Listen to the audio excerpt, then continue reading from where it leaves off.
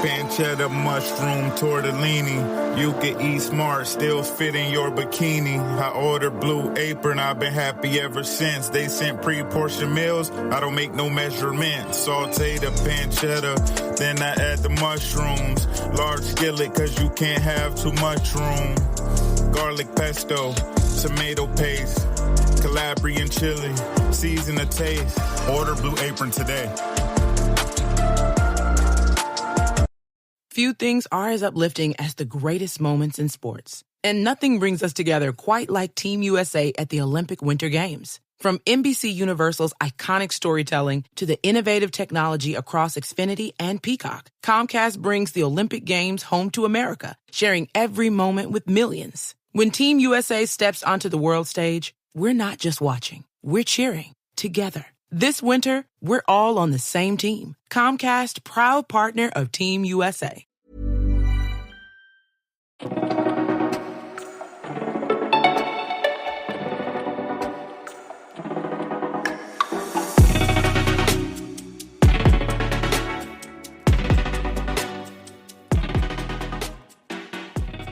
Bonjour et bienvenue sur un nouvel épisode du podcast La Pointe. Je suis Christophe Augier, je suis en compagnie de Frédéric Durand. Bonjour Christophe, bonjour à tous. Coup de sifflet final sur un week-end intense. Des bassins bouillonnants de Naples et Montpellier aux joutes acharnées de l'élite nationale, le water-polo français a vécu une semaine bien remplie. Au programme de ce débriefing musclé, l'aventure européenne tourne court pour Montpellier et Sète qui se frottaient aux géants du continent Conference Cup. Entre la dure leçon reçue à domicile par les Montpelliérains et la résistance héroïque mais insuffisante des Sétois à Naples, nous revenons sur les résultats de cette petite Coupe d'Europe. Coup de tonnerre chez les dames, le championnat élite féminin a été secoué. Toulon est allé créer l'exploit sur le terrain de Bordeaux, redistribuant totalement les cartes pour la course aux play-offs. L'élite masculine sous tension, Strasbourg consolide son invincibilité à domicile pendant que Douai remporte une victoire cruciale pour sa survie en fin de tableau. National 1, Monaco et Livry-Gargan continuent leur mano à mano en tête, tandis que La Rochelle confirme son statut de promu aux dents longues. Sortez les bonnets, on plonge dans un tour d'horizon complet de la planète polo. Et juste avant de commencer, pense à t'abonner, ça ne prend que 2 secondes. T'abonner, ça nous aide beaucoup parce que plus on est nombreux, plus le podcast sera connu et plus nous pourrons le développer. Donc abonne-toi dès à présent sur YouTube, Spotify, Deezer ou Apple Podcast et n'hésite pas aussi à mettre 5 étoiles sur la plateforme. Tu peux nous écouter comme ça sur la route, en allant au boulot, en faisant du sport ou juste avant l'entraînement. Allez, c'est parti!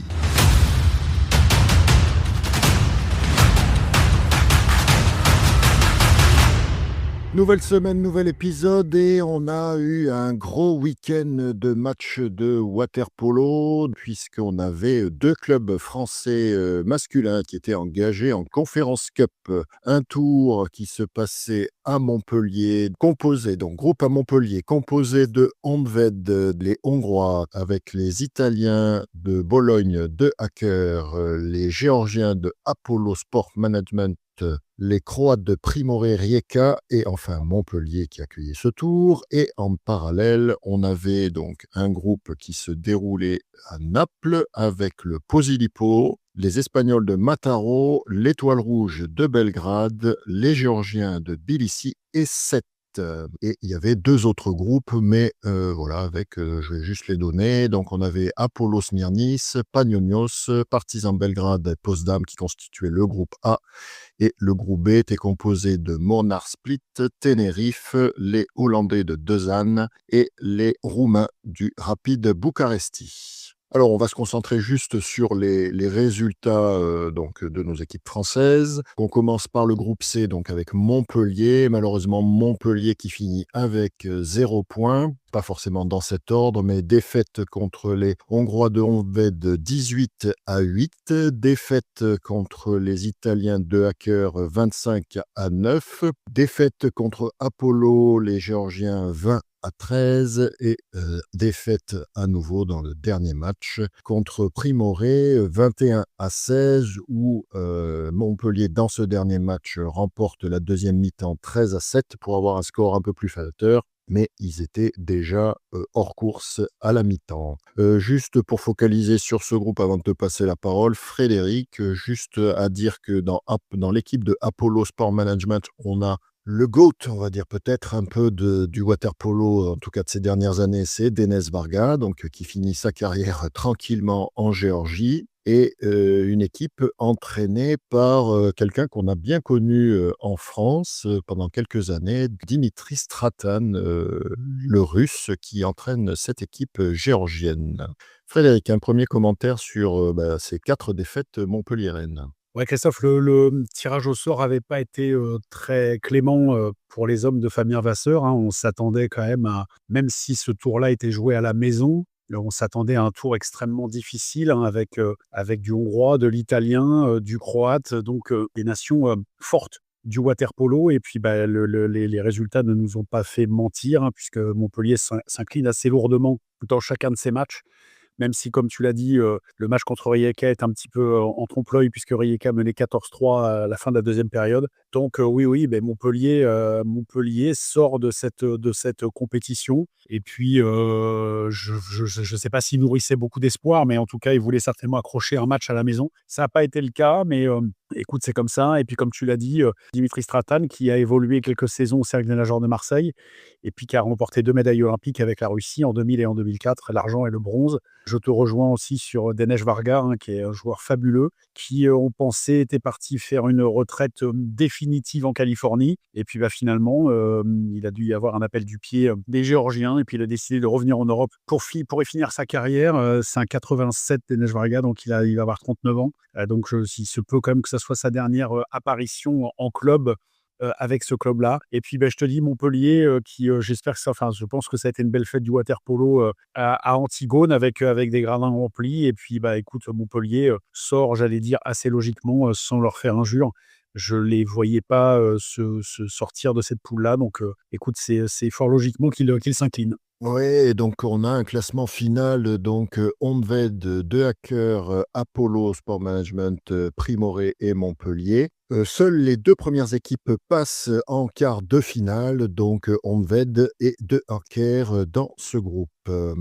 Concernant le groupe de 7 qui se passait donc à Naples, 7 donc a perdu 14-9 contre Posillipo, s'est incliné lourdement 22-7 contre Mataro, a réussi à obtenir la séance de tir au but après un match nul 10 partout et finalement perd 4-3 contre l'Étoile Rouge de Belgrade, les Serbes 14-13. Et donc, dernier match, 7 qui réussit à s'imposer 16-14 contre Tbilissi, les Géorgiens. Oui, écoute, 7, qui réussit un petit peu mieux que son voisin montpelliérain, hein, 5 buts à l'extérieur, à Posillipo, à Naples, chez eux, c'est pas vilain. Ils ont une défaite au pénalty contre l'Étoile Rouge, hein, on sait qu'il y a toujours difficile de savoir la valeur des clubs, serbes parce qu'il y a pas mal de mouvements, vu qu'il y a beaucoup de clubs qui sont réunis dans la même ville, c'est assez facile de changer de club donc là, écoute, ils perdent au pénalty contre l'Étoile Rouge, ce qui est pas vilain non plus. Ils arrivent à grappiller cette victoire,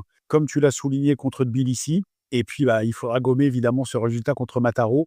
Les clubs espagnols qui nous réussissent pas beaucoup quand même, en Coupe d'Europe et ce qui montre la bonne santé, on l'a toujours su et on l'a toujours dit du polo espagnol de club. Celle qui franchira pas ce tour de qualification, mais avec un résultat, assez, honorable malgré tout et puis, j'espère que c'est des joueurs qui auront emmagasiné un petit peu d'expérience. Oui, à noter donc, dans ces groupes, donc, que ça soit, alors avant d'évoquer ça, je vais quand même donner le classement effectivement final de ce groupe. Donc on a Posillipo, Mataro, l'Étoile Rouge, 7 quatrième et Tbilissi 5e. Et donc je voulais dire que les 2 clubs français étaient engagés dans les 2 groupes qui comptaient 5 équipes, donc le C et le D.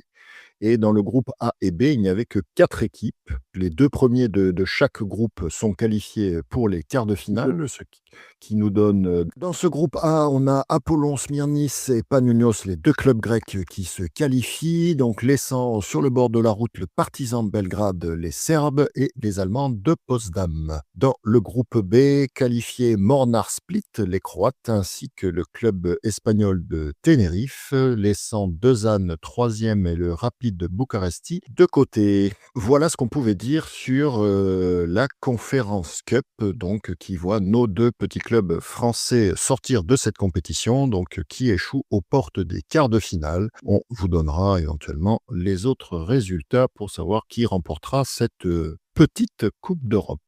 On part du côté français avec la reprise un petit peu de tous les championnats et pour commencer, on attaque avec le championnat élite féminin avec un petit séisme quand même dans ce championnat puisque Bordeaux-Toulon pour commencer. Bordeaux qui recevait Toulon et victoire des sudistes de Toulon d'un but 8-7. Ouais, la grosse opération de la journée, hein. Les Toulonnaises qu'on avait vues quand même en progression, assez constante depuis un petit moment, hein, qui enquiquinaient un petit peu les équipes du haut de classement, qui avaient failli partager les points avec Nice notamment et puis, bah, là, qui va s'imposer à l'extérieur, à Bordeaux. On rappelle quand même qu'avant cette journée, Bordeaux était, 2e du championnat. Donc c'est un sacré coup quand même que font les filles de Raphaël Pirat, privées de Clémentine Valverde et donc, bah, écoute, super opération puisque on verra un petit peu, plus loin le classement mais Toulon s'immisce dans les 4 premières du championnat en distançant Nancy. Nancy a 1 point de moins et 1 match en plus. Donc, vraie bonne opération, de Toulon. Il y a 12 matchs à jouer, ils en ont joué 7, il en reste 5 et bah, écoute, victoire, précieuse. Je vais pas dire inattendue mais même pas une victoire au pénalty, hein, dans le temps réglementaire. Alors par le plus petit des écarts, un but certes, mais ça suffit pour gagner un match. Donc un grand bravo aux Toulonnaises et puis bah, Bordeaux qui devra retravailler après la belle Coupe de France qu'elles ont faite au Trophée Alice Mia à Aix-en-Provence. Bah, écoute, qui se fait surprendre à la maison et c'est 3 points qui va leur manquer quand même pour la suite du championnat. Oui, Toulon qui s'était déplacé uniquement à 11 joueuses et on avait un score donc de parité 6-6 avant que Toulon n'arrive à creuser l'écart 8-6 et à la fin, Bordeaux réduit le score mais Toulon avait assuré sa victoire. Content pour cette 8e journée, il y avait eu des matchs décalés, donc on avait Grand Nancy qui avait affronté Taverny le 4 octobre et victoire sans encombre des Nancéennes 17-13 après un gros dernier quart-temps 6-6. Et le 1er février, on avait eu un Olympique Nice natation contre Choisy-le-Roi. On sait que Choisy-le-Roi, c'est très compliqué. 18-5. Et en match décalé, donc qui s'est joué dimanche après-midi, on avait un Lille-Nancy, donc les finalistes du dernier championnat, et Lille qui s'impose que de 2 buts, 12-10, après avoir eu un 8-8 à la mi-temps, et Lille qui finit avec des petits scores 2-1, 2-1 en 3e et 4e période.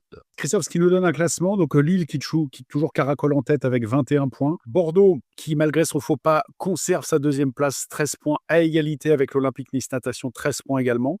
Suivi, donc on l'a dit, de Toulon qui fait la très belle opération, qui a 10 points, qui devance Nancy qui en a 9. Taverny est avant-dernier avec 3 points et Choisy-le-Roi ferme la marche avec 0 points. On va aller voir un petit peu du côté des canonnières. On a pour le moment toujours Kaena Benmegbir qui mène la danse avec 36 réalisations, suivi de la toujours jeune Marie Barbieux, 30 buts. Cécilia Nardini de Lille est à 27 buts. Jade Bourraa de Taverny, 25. Et enfin, Lou Jean-Michel de Bordeaux, 23 buts. Merci Frédéric. Voilà ce qu'on pouvait dire sur cette journée éclatée du championnat élite féminin. Donc on bascule sur l'élite masculin. Et donc 2 matchs uniquement au programme, puisque, on l'a déjà dit plusieurs fois, 7 Taverny avaient déjà été disputés le 4 octobre, donc victoire de 7, 12-10. Et on avait donc Team Strasbourg qui accueillait Nice Natation. Victoire des Strasbourgeois 17-12, qui en a profité pour faire jouer quelques jeunes en l'absence notamment de Aubin de Nux, qui purgeait son match de suspension suite à son exclusion, on va dire, lors du trophée Pierre Garceau Ouais, Christophe, Strasbourg qui recevait Nice, hein, Nice qui fait une saison, moyenne, mais qui arrive quand même à serrer les scores, donc il fallait que Strasbourg soit vigilant. Ils l'ont été. Le score s'est décanté, il y avait que 10-7 au début de fin de 2e. Puis, Strasbourg a fait la décision dans cette fameuse, toujours troisième période qui est bien souvent décisive dans les matchs en l'emportant 4-1. Et puis, écoute, Olivier a fait, un petit peu ce qu'il fait d'habitude en ouvrant un petit peu son banc. Strasbourg qui a enregistré le retour de Kujacic, qui était absent et puis, qui a dû faire. Life's busy. Don't let banking slow you down. Whether you're paying bills, setting savings goals, or just splitting the check, Atlantic Union Bank makes managing your money easier. With helpful people and user-friendly tools, we make sure banking with us fits you. Call, visit us online, or drop into an Atlantic Union Bank branch today. Atlantic Union Bank. Any way you bank.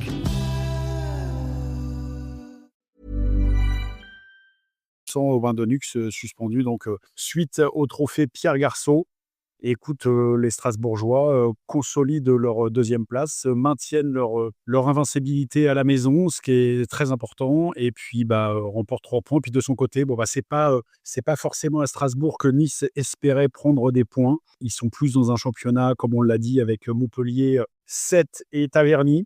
Et puis, écoute, 5 buts à l'arrivée, c'était assez quand même prévisible. Oui, et puis on a quand même Martin Gardasevic, l'artilleur numéro 1 du Team Strasbourg, qui est toujours là, hein, 5 buts, accompagné de Sasa Misic qui en met 3, Kujacic, le retour de Kujacic 2, je ne vais pas tout donner tous les buteurs, et on a Adam Mehdi qui en met 2, et aussi Aaron Mehdi n'a pas participé à ce match, le frère de Adam. Et côté niçois, Strasbourg qui se méfiait de ses principaux joueurs qui sont Samuel Balatz qui marque 6 buts et l'ancien Strasbourgeois Marc Auchion qui en marque 3. Deuxième match donc, qui s'est déroulé sur cette journée. On avait donc match du fin de classement. On savait l'importance que revêtait ce match pour les deux équipes. On avait Douai qui recevait Bordeaux.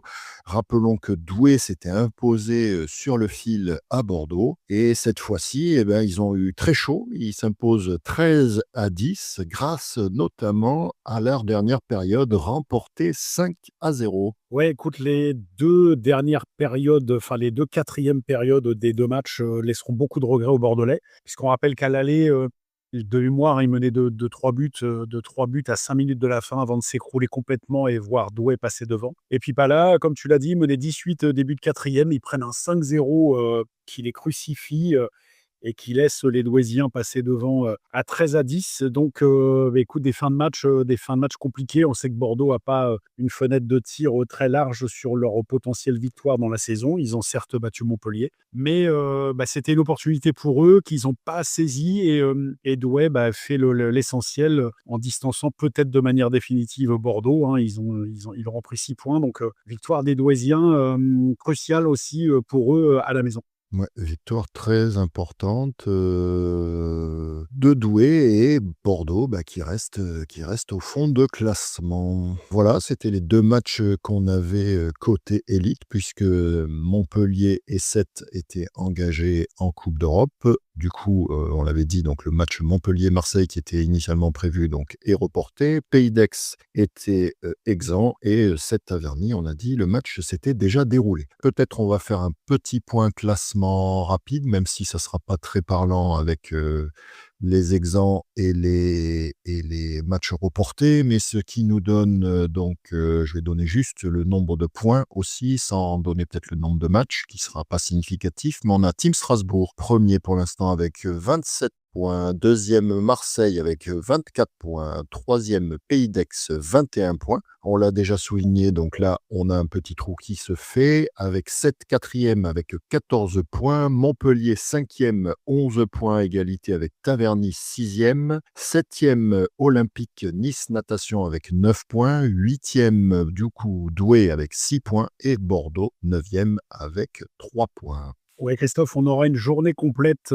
la semaine prochaine, le samedi 28. Donc, l'exempt sera Bordeaux. Et puis, on aura des rencontres qui opposeront Marseille à 7 aux Catalans. Nice recevra Douai, match qui peut être piégeux pour les Niçois et en quête de points quand même, hein, parce que Nice, ça fait un petit moment quand même qu'ils n'ont pas pris de points. Ils se sont fait passer par Taverny, donc ils voudront quand même battre Douai chez eux. Taverny, dont on parle, recevra le Pays d'Aix, qui devra quand même se méfier de son déplacement en terre francilienne. Et puis enfin, on aura à Antigone, à Montpellier, Strasbourg, qui clôturera cette journée-là. Au niveau des canonniers, Christophe, on a toujours, comme tu l'as dit, Martin Gardasevic de Strasbourg qui mène la danse avec 36 buts, suivi de Thomas Vernou avec 30 buts, mais Marseille compte 2 matchs en moins, donc une possibilité pour Thomas de revenir. Daichi Ogara, le japonais du Pays d'Aix Natation, est 3e avec 28 buts.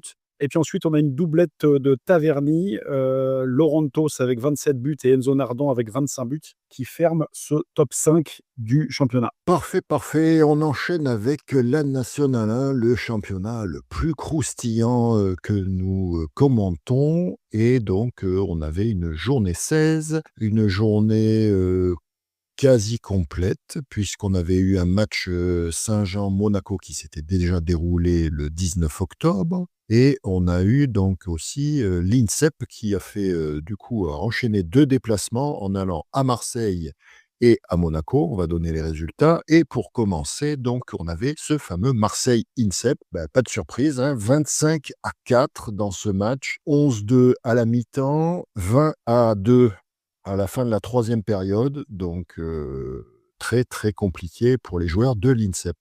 Ouais, écoute, il y a un écart énorme, hein, comme le score en atteste, hein, 20-2, fin de 3e. Bon, ça limite un peu la casse dans la dernière période par un 5-2, mais c'est quand même du score qui est très, très lourd. Donc, écoute, Marseille qui sort d'une période un peu compliquée, hein, avec les défaites contre Givors, Livry, avait besoin quand même même s'ils sont pas en danger du tout, évidemment, mais avait besoin quand même de repartir un peu de l'avant. Et puis, l'INSEP est venu un peu, pas dire en victime expiatoire, mais c'était compliqué quand même, vu l'écart des 2 équipes, d'imaginer un autre scénario. 11 joueurs uniquement côté de l'INSEP et Marseille qui en a profité pour intégrer des jeunes pousses qu'on n'a pas l'habitude de voir sur les feuilles de match. Je pense notamment à Elias Ferrand qui a dû être le gardien de ce match. On a Namdi Oubadja Gamish qui marque 6 buts et accompagné pour les principaux buteurs de Dario Danowski,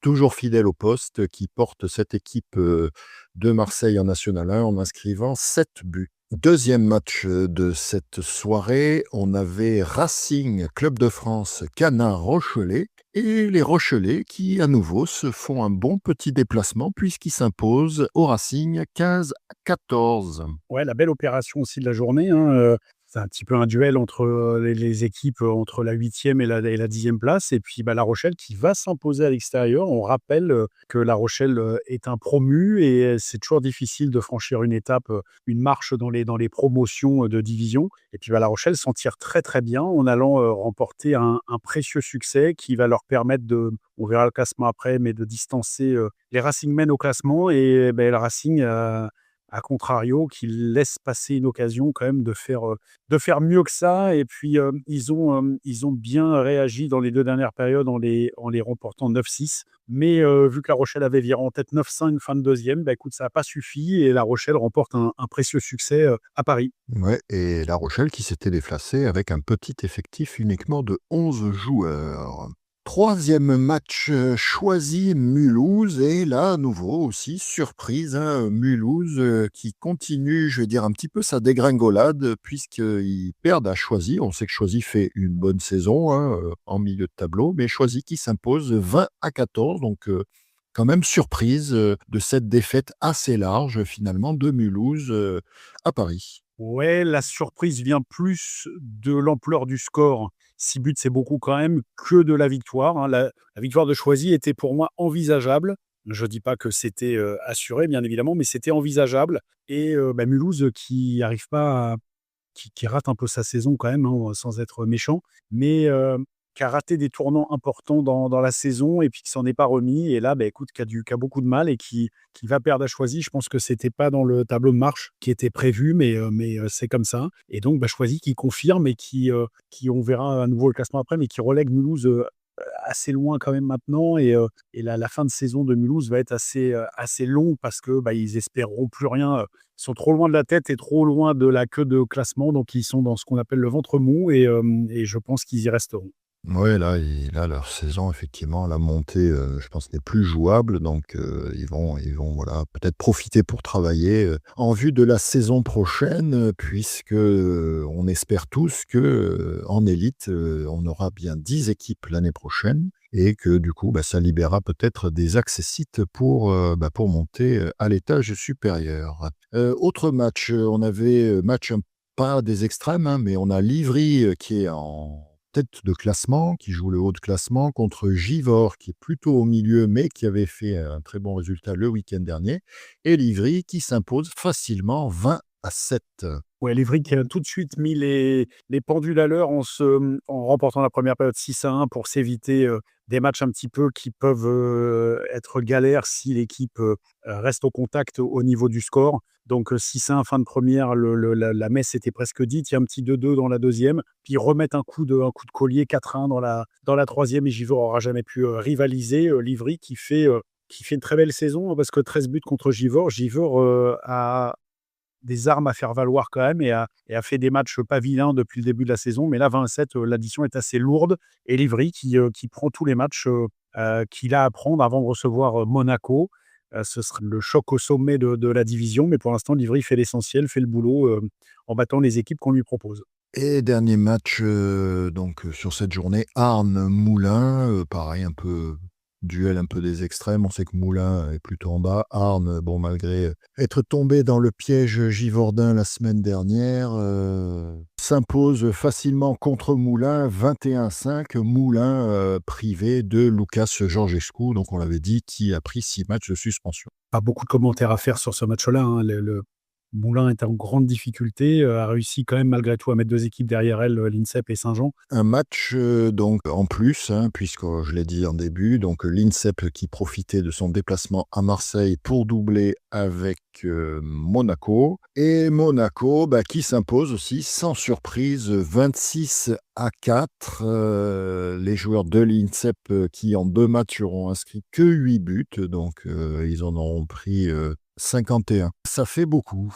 Écoute, ça nous donne un classement, donc quasiment tout le monde a 16 matchs sauf Monaco qui en a 17 et Mulhouse qui en a 15. Donc Monaco a 50 points, Livry, donc je rappelle un match au moins 43, donc potentiellement 46. D'où la réception de Monaco va être importante pour soit leur laisser une chance éventuellement de coiffer Monaco sur le poteau ou que Monaco assure cette première place-là en décrochant le titre de champion. Marseille suit avec 36 points, Arnes 36 points également, la différence se fait au goal average. Choisy qui fait la bonne affaire, donc qui regrimpe à la 5e place avec 27 points, suivi de Givors 25. Alors j'ai peut-être enterré un petit peu trop tôt Mulhouse qui a 24 points avec un match en moins, donc une victoire de Mulhouse dans son match en retard leur permettrait de redevenir à nouveau 5e. La Rochelle qui fait la super opération de la journée, hein, on rappelle quand même qu'avant ce match-là, La Rochelle avait 16 points, ils en ont 19 maintenant et ils laissent le Racing à 11 points. Donc La Rochelle 8e, le Racing 9e. Moulins, INSEP et Saint-Jean ferment la marche dans cet ordre-là. Moulins a 5 points d'avance maintenant sur l'INSEP et Saint-Jean d'Angély, donc il devrait normalement être à l'abri d'une déconvenue et d'une dégringolade supplémentaire. Et puis, écoute, voilà ce qu'on pouvait dire sur cette division-là. On peut faire un petit tour du côté du calendrier pour voir la prochaine journée. Alors, prochaine journée 17, qui se jouera le 7 mars pour 5 des 6 matchs. Et le dernier match Racing Club de France AS Monaco est décalé au 3 avril. Donc, je pense que c'est Monaco qui doit optimiser son déplacement en région parisienne. Donc, on aura un sauveteur de Givors INSEP. Donc, sauveteur de Givors devrait logiquement s'imposer à domicile contre les joueurs de l'INSEP. On aura un Moulins Livry-Gargan qui, pareil, je pense, sans surprise, devrait voir la victoire de Livry, assez facile. Match peut-être intéressant, La Rochelle qui recevra Mulhouse. Est-ce que Mulhouse sera en mesure de réagir réagir face au Rochelais qui enchaîne les bons résultats et qui sera en confiance peut-être après cette victoire chez les Racingmen. On aura un duel Saint-Jean d'Angély-Arnes. Arnes aussi devrait s'imposer facilement. Et un Choisy-le-Roi-Marseille, peut-être qui sera beaucoup plus indécis, Choisy étant capable peut-être d'aller challenger les Marseillais. Info avant de se quitter, Marseille jouera demain son premier match d'Eurocup, mercredi 25 février à 19h à Savone. Et match retour samedi 7 mars à 18h45. Voilà, on avait beaucoup de matchs, on n'est pas trop rentré dans le détail parce que il fallait pouvoir suivre tous ces matchs et tous ces résultats. On vous a donné l'essentiel et on espère que vous aurez passé toujours un bon moment en notre compagnie et on se donne rendez-vous la semaine prochaine pour un nouvel épisode. À bientôt. Merci, ciao. When stress, late nights, and daily routines make it hard to unwind, your skin can feel it. Now there's a better way to care for your skin overnight with Osea's new Dream Bioretinol Body Serum. A dreamy bedtime body serum powered by bioretinol and red seaweed to visibly firm and smooth, while soothing magnesium and lavender helps promote a sense of serenity. Give your skin a rest with Osea. And right now, get 10% off your first order site-wide with code DREAMY at OseaMalibu.com or find Osea at Ulta. Few things are as uplifting as the greatest moments in sports. And nothing brings us together quite like Team USA at the Olympic Winter Games. From NBC Universal's iconic storytelling to the innovative technology across Xfinity and Peacock, Comcast brings the Olympic Games home to America, sharing every moment with millions. When Team USA steps onto the world stage, we're not just watching, we're cheering together. This winter, we're all on the same team. Comcast, proud partner of Team USA. Celebrate Lunar New Year parties with help from Whole Foods Market. Find yellow sale signs on Asian-inspired ingredients like whole fish, stir-fry ready shrimp, and organic ground pork that's great in dumplings. Explore fresh veggies like napu cabbage, bok choy, and komatsu na. And check out the floral department for money trees, orchids, and more. Perfect for gifting. Find good fortune and flavors through the 24th at Whole Foods Market. N'hésitez pas à nous laisser vos commentaires. Si l'épisode vous a plu, vous pouvez noter l'épisode, le partager et pour ne pas manquer les prochains, pensez à vous abonner. À très vite sur La Pointe.